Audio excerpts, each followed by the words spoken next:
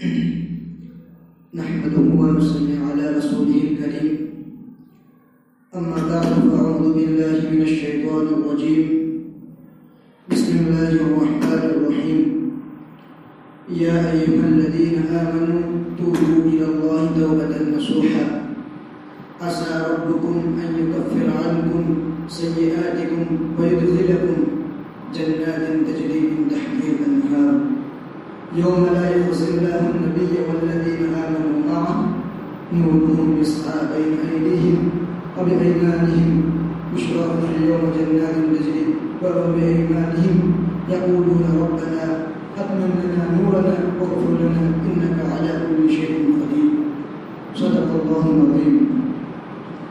وقال النبي صلى الله عليه وسلم كل بني آدم خطاؤون وخير الخطائين التوابون أو كما قال صلی اللہ علیہ وسلم. محترم حضرات، ہر انسان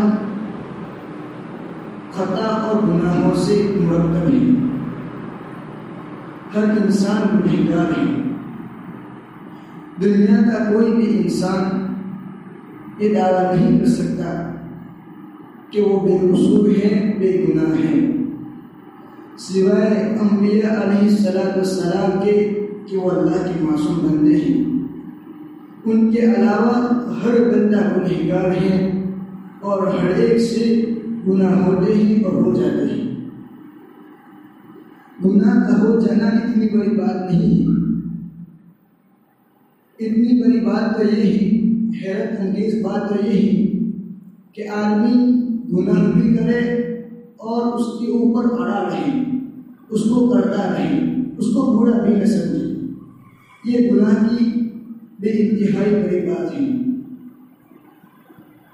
تو آپ صلی اللہ، جیسا کہ آپ حضرات کے سامنے میں نے ایک حدیث پیش کی کہ کل بنی آدم خطاؤون وخیر الخطائین التوابون، کہ ہر آدمی گنہگار ہے، ہر آدمی گنہگار ہے، لیکن بہترین گنہگار، یہاں پر آپ صلی اللہ علیہ وسلم فرما رہے ہیں گنہگار بھی کیسا؟ بہترین گنہگار کون ہے؟ جو توبہ کرے، جو اللہ تبارک و تعالیٰ سے رجوع کرے، ہر حال میں رجوع کرے. مومن کی شان تو یہی ہوتے ہیں کہ اس سے جب بھی کوئی گناہ ہو جائے تو وہ توبہ کر لے، چاہے اس سے صغیرہ گناہ ہو، کبیرہ گناہ ہو، کوئی بھی گناہ ہو جائے اس سے توبہ کر لے. جیسا کہ مولانا ابراہیم صاحب فرماتے رہتے ہیں کہ مسلمان ایسا ہو ہی نہیں سکتا کہ اس سے گناہ ہو جائے اور وہ توبہ نہ کرے. جیسا کہ فضائل میں بھی حضرت شریف نے ایک حدیث کے تحت میں لکھا ہے کہ صغیرہ گناہ جو انسان سے ہو جاتا ہے وہ تو نمازوں کے ذریعے اور دوسرے تسبیحات کے ذریعے معاف ہو جاتے ہیں، لیکن جب کوئی کبیرہ گناہ ہو جائے تو مسلمان کی شان یہ ہے ہی نہیں کہ وہ اس کے اوپر اس گناہ کے اوپر توبہ نہ کرے، بلکہ مسلمان کو چاہیے کہ اس گناہ پر توبہ کر لے. کیونکہ اللہ تبارک و تعالیٰ کو سب سے زیادہ محبوب بندہ وہ ہے جو توبہ کرے.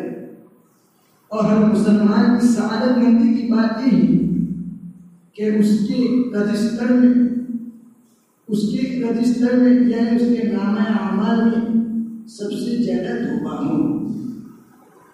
آپ صلی اللہ علیہ وسلم کے پاس ایک صحابی آئے، وہ فرما رہے تھے اوا ذنوبا، ہائے میرے گناہ، ہائے میرے گناہ، ہائے میرے گناہ.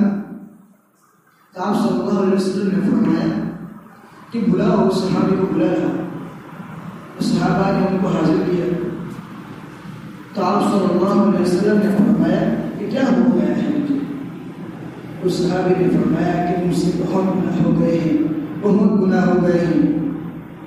تو آپ صلی اللہ علیہ وسلم نے فرمایا کہ اچھا بیٹھ جاؤ. جو بیٹھ گئے تو آپ صلی اللہ علیہ وسلم نے ان کے شیر مبارک پر ہاتھ رکھا اور یوں کہا کہ میں جو کہلاتا ہوں، میں جو آپ سے کہلواتا ہوں وہ آپ کہیے.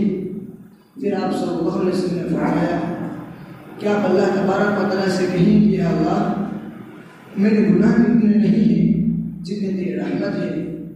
اللہم مغفرتک اوسع من ذنوبی ورحمتک ارجع من عندی وعملی. کہ اللہ تبارک و تعالیٰ میرے گناہ اتنے بڑے نہیں ہیں جتنی تیری رحمت بڑی ہے. تو پھر آپ صلی اللہ علیہ وسلم نے فرمایا 2-3 مرتبہ یہی آپ صلی اللہ علیہ وسلم نے دعا سکھلائی اور دعا پڑھائی. پھر فرمایا کہ جاؤ اللہ تبارک و تعالیٰ نے تمہاری مغفرت کر دی. میرے عزیزوں کہنے کا مطلب یہ ہے کہ جب آدمی سے کوئی بھی گناہ ہو جاتا ہے تو اللہ تبارک و تعالیٰ کی طرف سے اللہ تبارک و تعالیٰ اس کے انتظار کر رہے ہوتے ہیں. جیسا کہ آپ حضرات کے سامنے میں واقعہ پیش کرنا چاہوں گا کہ ایک نوجوان آدمی تھا. اس نے 20 سال اللہ تبارک و تعالیٰ کی عبادت میں گزار دی. پہلے 20 سال جو ہوتے ہیں اس نے خالص اللہ تبارک و تعالیٰ کی عبادت میں گزار دی. پھر کسی عورت کے چکر میں پڑ گیا. ایسا ہوتا ہے عموماً اس عمر کے اندر. تو اس عورت کے چکر کے اندر پڑ گیا اور 30 سال تک اسی گناہوں والی زندگی گزاری. گناہوں کے اندر زندگی گزاری. تو ہوئی 50 سال. پھر اس کو اب بڑھاپے کے آثار نظر آنے لگے. جیسا کہ بڑھاپے کے آثار میں سے یہ بھی ہے بال کا سفید ہو جانا, اپنے اعضاء و اعصاب کا ڈھیلے پڑ جانا. جب یہ ہونے لگا تو اس کو محسوس ہوا کہ میں کہاں چل رہا تھا اور کہاں نکل گیا. اب وہ آدمی اٹھا اور اللہ تبارک و تعالیٰ سے دعا کرنے لگا کہ یا اللہ میں نے پچھلے 20 سال تیری عبادت میں گزار دی, لیکن پھر میں گناہوں میں پڑ گیا. اب کیا تو مجھے قبول کرے گا؟ اب کیا تو مجھے قبول کرے گا؟ یہ آدمی مسلسل گھنٹوں تک یہ دعا مانگنے لگا کہ اللہ میں نے پہلے 20 سال تو تیری عبادت میں گزار دی, پھر کسی گناہ کی وجہ سے بھی 30 سال تک تیری نافرمانی کرتا رہا, تو کیا تو مجھے قبول کرے گا؟ کیا میرے لیے معافی کی کوئی گنجائش ہوگی؟ تو جب وہ مسلسل یہ آدمی دعا مانگتا رہا تو اللہ تبارک و تعالیٰ تو غیب سے ایک آواز آئی.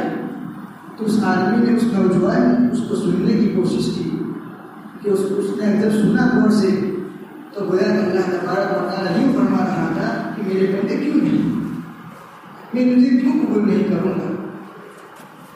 جب تو نے 20 سال عبادت کی, جب تو 20 سال میری طرف متوجہ رہا تو میں بھی تیری طرف متوجہ رہا. لیکن جب تو نے 20 سال کے بعد مجھ سے غفلت کر دی تو پھر میں بھی تیری طرف سے تھوڑا غفلت برتنے لگا. لیکن تیری معافی کی تجھ کو کوئی امید نہیں تھی. لیکن اللہ تبارک و تعالیٰ فرماتے ہیں, دیکھیے میرے محترم حضرات, اللہ تبارک و تعالیٰ کتنے معاف کرنے والے ہیں. اللہ تبارک و تعالیٰ فرماتے ہیں کہ میں 30 سال تک اگرچہ تیری طرف متوجہ نہیں ہوا, لیکن میں انتظار میں رہا کہ میرا بندہ کب مجھ سے معافی مانگے گا, کب مجھ سے معافی مانگے گا. اب جب تم مجھ سے معافی مانگتا ہے تو میں تجھے معاف کرتا ہوں اور مجھے میرے مقبول بندوں میں قبول فرما لیتا ہوں. میرے بھائی, اللہ تبارک و تعالیٰ کی رحمت, اللہ تبارک و تعالیٰ کی رحمت بہت ہی وسیع ہے. جب بھی کسی آدمی سے گناہ ہو جائے تو اس کے اوپر توبہ کر لینی چاہیے. جب بھی گناہ ہو جائے توبہ کر لینی چاہیے. کبھی شیطان کی اس وسوسے میں نہ آنا چاہیے کہ میں توبہ کر لیتا ہوں, مجھ سے گناہ ہو جاتا ہے, پھر میں کیوں بار بار توبہ کرتا رہوں. تو جو آدمی ایسا سوچے گا وہ کبھی توبہ نہیں کرے گا. اور اللہ تبارک و تعالیٰ کی رحمت سے نا امید ہونا حرام ہے, کیونکہ اللہ تبارک و تعالیٰ نے قرآن کریم میں فرمایا ہے لا تقنطوا من رحمت اللہ ان اللہ یغفر الذنوب جميعا. کہ تم میری رحمت سے نا امید مت ہو. جب بھی کوئی گناہ ہو جائے تب توبہ کر دو. ایک مرتبہ حضرت موسیٰ علیہ السلام نے اللہ تبارک و تعالیٰ سے پوچھا کہ اللہ, جب تیرا کوئی بندہ تجھے صرف اللہم ربنا مانگتا ہے تو تو کیا کہتا ہے؟ اللہ تبارک و تعالیٰ نے فرمایا کہ میں لبیک کہتا ہوں, کہ میں قبول کرتا ہوں, میں حاضر ہوں. موسیٰ علیہ السلام نے پھر پوچھا کہ اللہ, جب تیرا کوئی عبادت گزار بندہ تجھ سے اللہم یا ربنا کہتا ہے تو کیا کہتا ہے؟ تو اللہ تبارک و تعالیٰ نے فرمایا کہ میں اس کو بھی لبیک کہتا ہوں، لبیک، کہ میں حاضر ہوں، میں حاضر ہوں، بولے میرے بندے۔ پھر موسیٰ علیہ السلام سوال کرنے کے عادی تھے، موسیٰ علیہ السلام اللہ تبارک و تعالیٰ سے باتیں کیا کرتے تھے، تو پھر اور ایک سوال کر لیا کہ یا اللہ جب تیرا کوئی گنہگار بندہ تجھ سے اللہم یا ربنا پکارتا ہے تو تو کیا کہتا ہے؟ میرے بھائیو اللہ تبارک و تعالیٰ کا جواب سنیے۔ اللہ تبارک و تعالیٰ فرماتے ہیں کہ میں اس کو کہتا ہوں لبیک لبیک لبیک، کہ حاضر ہوں اے میرے بندے، میں حاضر ہوں، بول اے میرے بندے میں حاضر ہوں۔ تو چونکہ موسیٰ علیہ السلام کو اللہ تبارک و تعالیٰ سے سوال کرنے میں مزہ بھی آتا تھا، جواب سننے میں بھی مزہ آتا تھا، تو موسیٰ علیہ السلام نے ہمت کر کے ایک اور سوال یوں پوچھ لیا کہ اللہ جب تیرے نیک بندے تجھے سوال کرتے ہیں یا اللہم کہتے ہیں، دعا مانگتے ہیں، تو تو ایک مرتبہ لبیک کہتا ہے، لیکن جب تیرا گنہگار بندہ تجھ سے لبیک کہتا ہے تو تو تین بار لبیک کہتا ہے، اور تین بار تو یوں کہتا ہے کہ بول میرے بندے، بول میرے بندے، اس کی وجہ کیا ہے؟ تو میرے بھائیو اللہ تبارک و تعالیٰ فرماتے ہیں کہ موسیٰ جب کوئی نیک بندہ، نمازی بندہ، روزہ دار بندہ مجھ سے سوال کرتا ہے، مجھ سے توبہ کرتا ہے، تو اس کے پاس تو کوئی امید ہوتی ہے کہ اس کی نیکی کی اس کو امید ہوتی ہے کہ میری نیکی کی وجہ سے اللہ تبارک و تعالیٰ مجھے معاف کر دے گا۔ لیکن جب میرا کوئی گنہگار بندہ توبہ کرتا ہے تو اس کو میری رحمت کے علاوہ کوئی امید نہیں ہوتی ہے، کوئی امید نہیں ہوتی ہے، اس کو صرف اور صرف میری رحمت کی امید ہوتی ہے۔ اس وجہ سے میں اس کو جلدی قبول کر لیتا ہوں۔ اس کے اوپر آپ حضرات کے سامنے ایک واقعہ عرض کرنا چاہتا ہوں کہ ایک بندہ تھا جو نہایت مالدار تھا، اور اس کا ایک بیٹا بھی تھا اور اس کی ایک بیوی بھی تھی۔ دونوں میاں بیوی نیک تھے، لیکن باپ کی جلدی وفات ہو گئی، اور اس جو نوجوان بیٹا تھا اس کے ہاتھ میں سب کچھ آ گیا، پیسے وغیرہ آ گئے۔ تو جیسا کہ عموماً ہوتا ہے کہ جوانوں کو جب مفت میں کوئی مال مل جاتا ہے تو اکثر بگڑ ہی جاتے ہیں۔ تو یہ بندہ جو نوجوان اللہ کا بندہ تھا اس کا بھی یہی حال ہوا کہ اس کی ساری جوانی ایسو عشرت کے اندر گزر گئی اور گناہوں کے اندر، عیاشیوں کے اندر گزر گئی۔ پھر جب آخر میں وہ ایک مہلک بیماری کے اندر مبتلا ہو گیا، جب وہ بیمار تھا تو اس کی ماں اس کو یوں کہتی رہتی تھی، اور یہ زمانہ بھی حضرت حسن بصری رحمۃ اللہ علیہ کا تھا۔ اس کی ماں اس کو یوں کہا کرتی تھی کہ میرے بیٹے حضرت حسن رحمۃ اللہ علیہ کی مجلس میں جایا کر، ان سے تعلق رکھا کر۔ لیکن جوانی کا چونکہ نشہ ہوتا ہے، اس نشے کے اندر وہ مغرور رہا اور اس نے جوانی ایسے ہی گزار دی۔ جب اس کی جوانی ایسے ہی گزر گئی تو پھر آخر وہ مہلک بیماری میں مبتلا ہو گیا۔ جب وہ مہلک بیماری میں مبتلا ہو گیا اور ڈاکٹروں نے بھی اس کا علاج کرنے سے منع کر دیا، تو اس بندے کو اب احساس ہوا کہ اب میری موت پکی ہے۔ تو وہ بندہ آخر میں اس کی ماں کو کہنے لگا کہ اماں جان، آپ مجھے ساری زندگی کہتی رہی کہ حضرت حسن بصری رحمۃ اللہ علیہ کے پاس جایا کریں، لیکن میں نہ جا سکتا۔ اب میں آپ سے کہتا ہوں کہ آپ حضرت کو بلا لائیں، میں توبہ کرنا چاہتا ہوں، لیکن مجھے توبہ کا طریقہ نہیں آتا۔ چنانچہ وہ ماں گئی خوشی خوشی حضرت حسن رحمۃ اللہ علیہ کے پاس، اور کہا حضرت حسن رحمۃ اللہ علیہ کو، تو وہ چونکہ وہ وقت درس و تدریس کا تھا تو انہوں نے منع فرما لیا، اور وہ ماں بیچاری روتی ہوئی واپس آ گئی۔ اب کہا کہ میرے بچے تیرا نصیب ہی خراب ہے، جب میں پوری زندگی تجھ کو کہتی رہی کہ تو نہ قبول ہوا، تو نے نہ قبول کیا اور نہ تو تیار ہوا۔ تب وہ بندہ بھی اللہ تبارک و تعالیٰ نے جب اس کو توبہ کی توفیق دے ہی دی تھی تو اس بندے نے کہا کہ میری اماں جان، میرا اللہ حسن بصری کا محتاج نہیں ہے، اے میرے اللہ تو مجھے معاف کر دے، میں میری ساری زندگی کی تجھ سے توبہ کرتا ہوں۔ حالانکہ اس بندے نے نہ پوری زندگی نمازیں پڑھی ہے، نہ اللہ کا نام لیا ہے، پھر بھی اللہ تبارک و تعالیٰ نے اس بندے کو یوں کہہ دیا کہ اے اللہ میں تجھ سے معافی مانگتا ہوں، میری پوری زندگی کی امید ہے کہ تم اس کو معاف کر دے گا۔ اس کے بندے کا یہ کہنا ہی تھا کہ اس کی انتقال ہو گیا، اس کی وفات ہو چکی۔ اس کی ماں نے حضرت حسن بصری رحمۃ اللہ علیہ کو خبر پہنچائی کہ آپ اس کا جنازہ تو پڑھوا دیجیے۔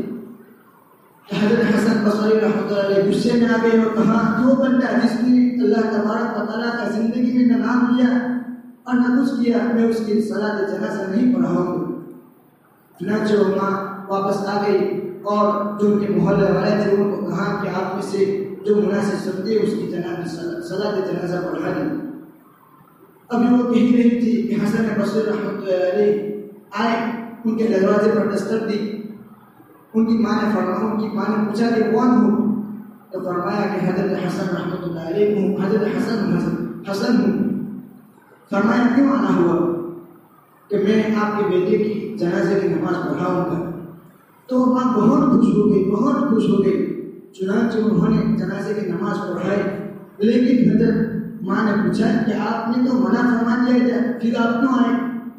فرمایا کہ اللہ کی بندی، جب تو واپس آئی میرے گھر سے تو میں تھوڑی دیر کے لیے مجھ پر نیند کا غلبہ ہو گیا۔ اللہ تبارک و تعالیٰ نے فرمایا کہ حسن تجھے کیا ہو گیا ہے کہ تم میرے ولی کی صلاۃ جنازہ پڑھانے سے تم نے میرے ولی کا انکار کر دیا؟ اور اللہ تبارک و تعالیٰ نے یہ فرمایا کہ حسن تو ابھی جا اور اس کا جنازے کی نماز پڑھا، ورنہ ہم نے تجھ کو جو کچھ دیا ہے وہ سب ہم واپس دے دیں گے۔ چنانچہ انہوں نے جنازے کی نماز پڑھائی۔ تو میرے بھائیوں، میں یہی کہنا چاہتا ہوں کہ جب بھی کسی آدمی سے گناہ ہو جائے وہ اللہ تبارک و تعالیٰ سے رجوع کرے۔ آخر میں اللہ تبارک و تعالیٰ سے دعا یہی کرنا چاہتا ہوں کہ اللہ تبارک و تعالیٰ ہمیں توبہ والی زندگی نصیب فرمائے اور اس کے حکم کے مطابق زندگی گزارنے کی توفیق عطا فرمائے۔ اور آخر میں اب حضرات کے سامنے ایک ہی گزارش کروں گا کہ جمعہ کی اور عموماً ساری نمازوں کی سنتوں کی پابندی کریں، اگلی پچھلی سنتیں پڑھیں۔ اگلی پچھلی سنتوں کو چھوڑنے سے جو سنتیں مؤکدہ ہوتی ہیں اس کو چھوڑنے سے نماز ادھوری رہ جاتی ہے، یعنی گویا کہ اس نے بغیر سلام پھیرے ہوئے چلا گیا، یوں سمجھا جاتا ہے۔ اس لیے سنت مؤکدہ کا اہتمام کیجیے۔ وآخر دعوانا الحمد للہ رب العالمین۔